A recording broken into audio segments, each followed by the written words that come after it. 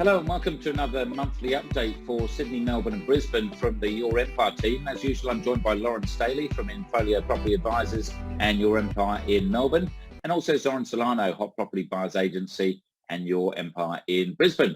Well, we'll have a bit of an update, obviously things like the elections, interest rates, but what I thought I'd jump to straight away is to actually look at the core logic results, and I'll just share my screen and pick it up.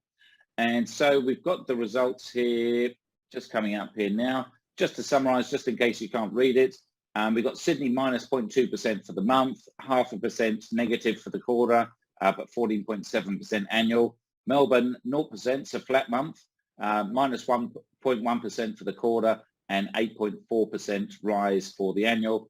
And Brisbane a stunning 1.7% for the month, 5.7% for the quarter, and a massive 29.3% for the annual. Zoran, we better jump to you with the biggest performer there.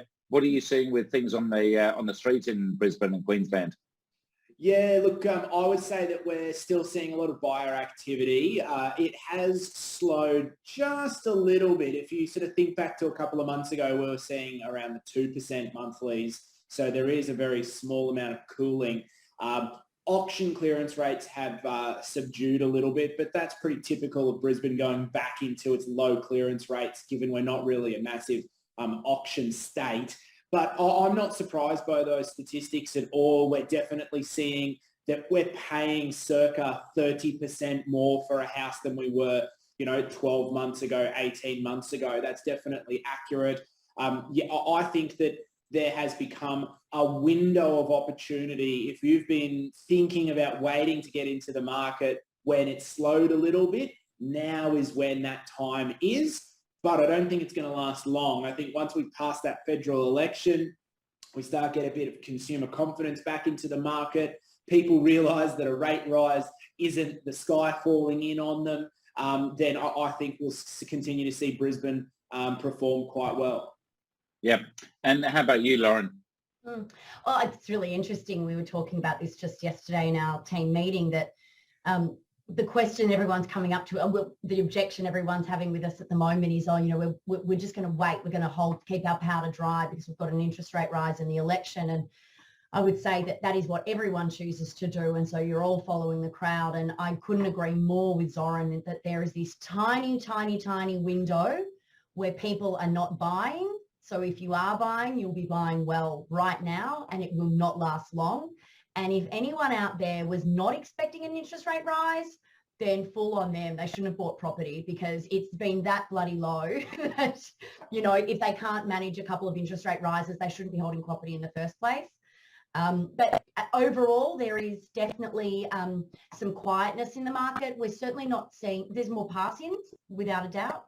The B's and C grade properties are struggling a little bit, but the A grade properties in the good locations are still pretty much performing quite well. There's just less buyers. So, but if you've got a good qualified buyer, they're moving pretty well. Yeah, and look, Sydney is pretty much the same as well. Let me just put into perspective, just 1 second. I just want to pull up one of the other things that we had. And I'm not sure if it's going to work. Oh, here we go. I want to share this. So a lot of the media has been talking about, obviously the property market's changed. I think Melbourne for the quarter was down 0.1% and Sydney was down kind of 0.2%.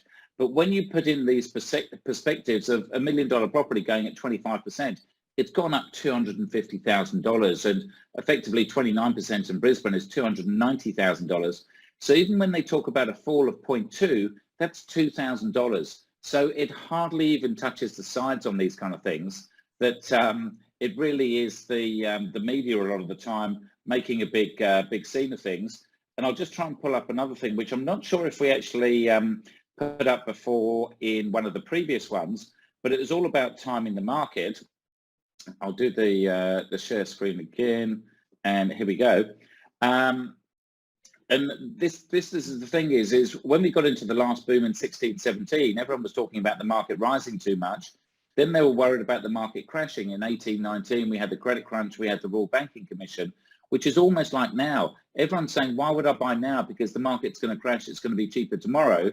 And then we got into COVID, so no one was buying. So it's literally the 6 months in the early 2021 that people were buying. And by the second half, people were already saying it's too late. And then 2022, they're saying the crash is coming. But for stuff like Sydney, it grew from 800,000 to 1.1. So you're missing out on 300 grand if you're trying to time that market. So I guess, Zoran, jumping to you, what do you think about the election interest mean for investors and home buyers? Oh, look, I think that the sun will rise the day after election, no matter who gets in. And I think that that's the fundamental as long-term property investors we need to remember. I think that people who have a short-term mentality, they may have some skepticism, or one party may have a policy that may indirectly affect property prices or demand or whatever.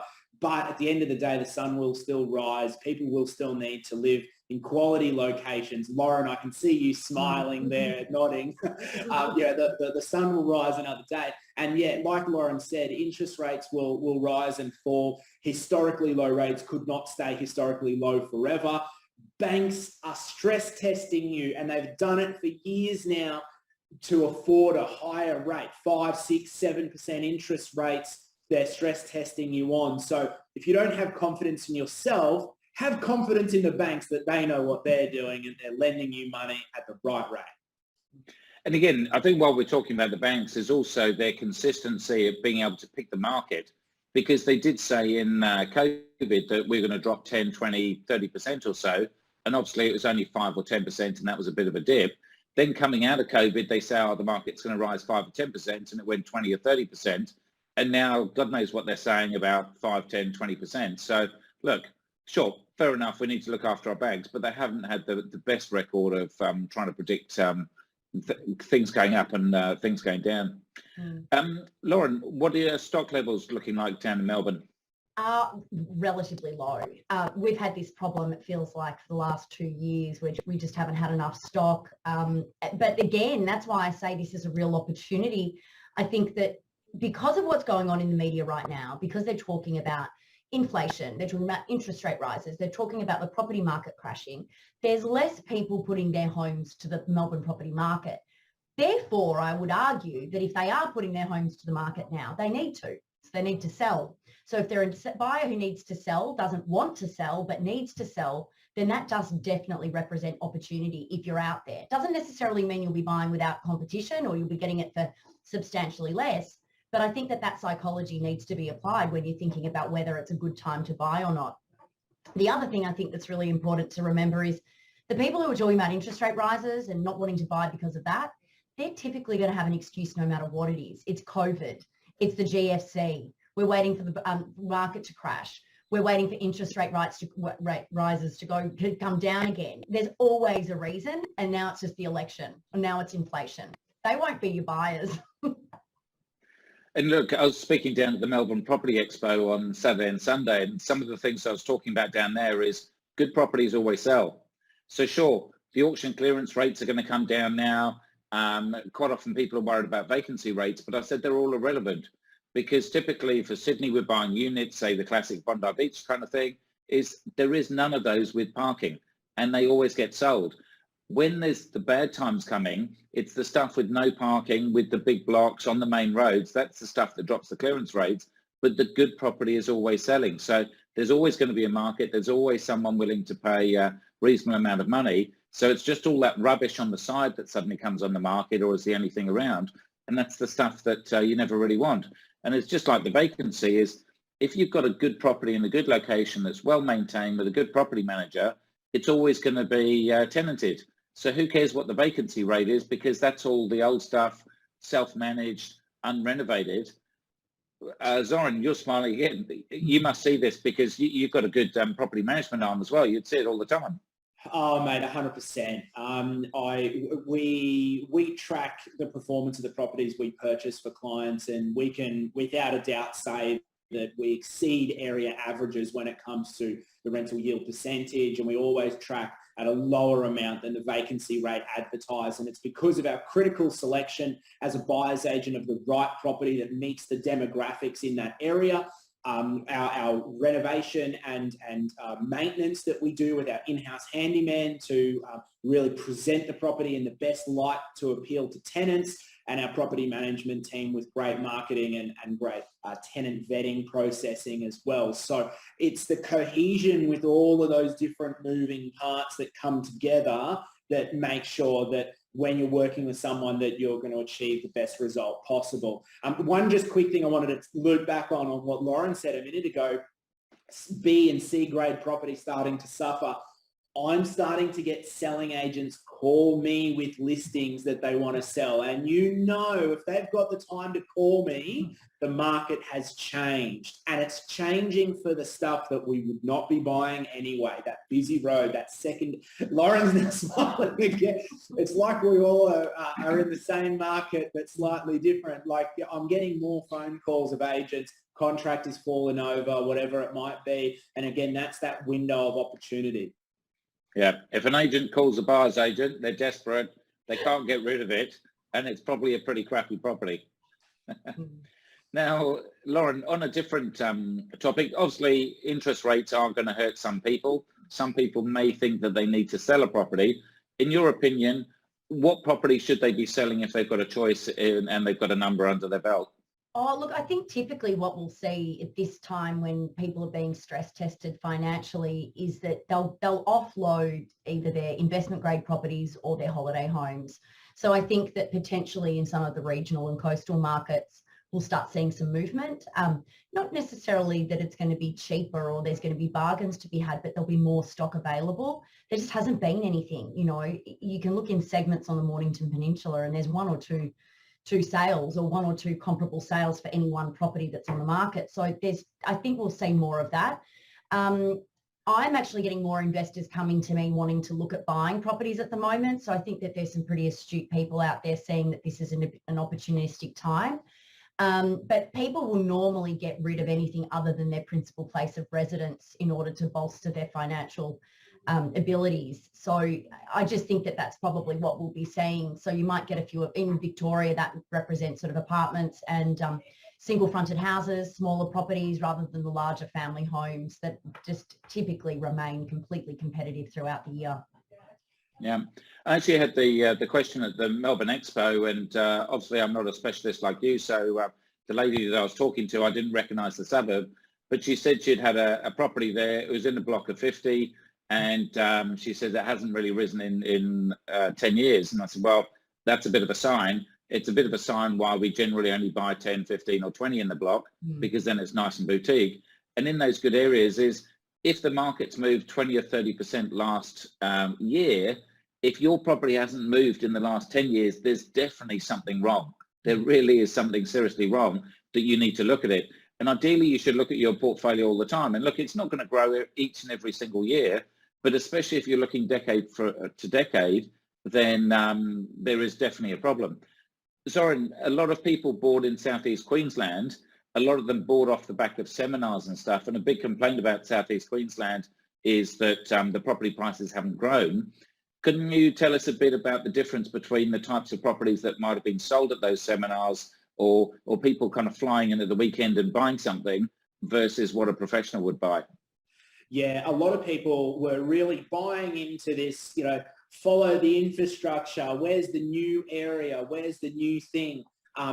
Property for me is not about recreating the wheel. It's about sticking to the strategies that consistently work well in the areas that consistently perform. So a lot of people were looking in the greenfield development areas. A lot of financial planners, advisors, accountants were speaking a lot about the tax benefits of owning an investment property. They were leveraging on people's pain points of paying too much tax to try and relieve that by buying an investment property rather than trying to create a good property, buy a good property that has consistent growth and can create wealth. People were trying to simply save tax. And that's not the main driver, in my opinion, of why we buy investment property. It's a side dish, not the main course. So we found a lot of people buying off the plan in that 20, 30, 40K radius out from the city, and a lot of unit and apartment stock in the inner city area. And again, those properties, they did very little. That graph you showed before, I'll be honest, a relatively moderate and conservative growth rate of Brisbane for a long time. And that was really underpinned by that oversupply of units, apartments, and the lack of performance of the greenfield development areas as well. So I think that when you're reviewing your portfolio, you need to consider that long-term growth. Everything will float in a market like this, right? But it's how will these properties perform consistently over the long term, and which properties do you want to hold in your portfolio? I think it's about quality over quantity. And again, that was another good point that we talked about at the expo, is that when you see these graphs, that's for the whole of Sydney or the whole of Brisbane or the whole of Queensland, and that's an average.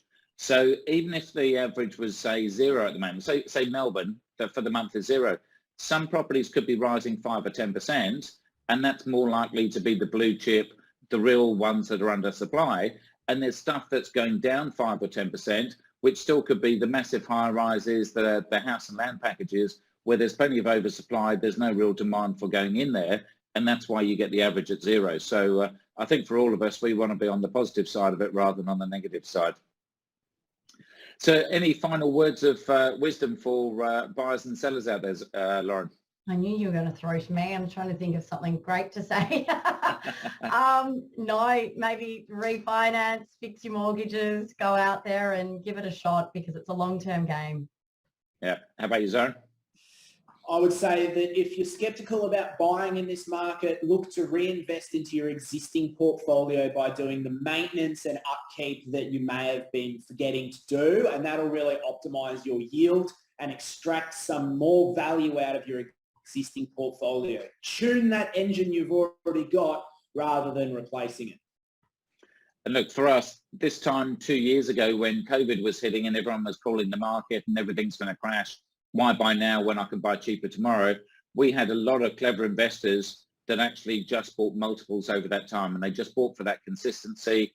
And as you could see for those graphs, if you look back at them, sure, it might have dropped down 5 or 10%, but within the year it bounced back that 5 or 10%, and then it really increased. And that's the thing, is think decade to decade. Look, again, I always say I bought in Coogee in 1999 for 360 before the Olympics. They said, you Poms have got no idea, it's all going to crash, and now that property is probably worth around $2 million. So be in it for the long term. Don't be short time. Concentrate on the numbers, not the emotions, and get out there and do something. If you do something, at least you've got a chance of getting there. Well, thanks a lot for joining us. And yeah, certainly if you want some help, reach out to Lauren in Melbourne, Zoran in Brisbane, or myself in Sydney. And we look forward to speaking to you again next month. Thank you.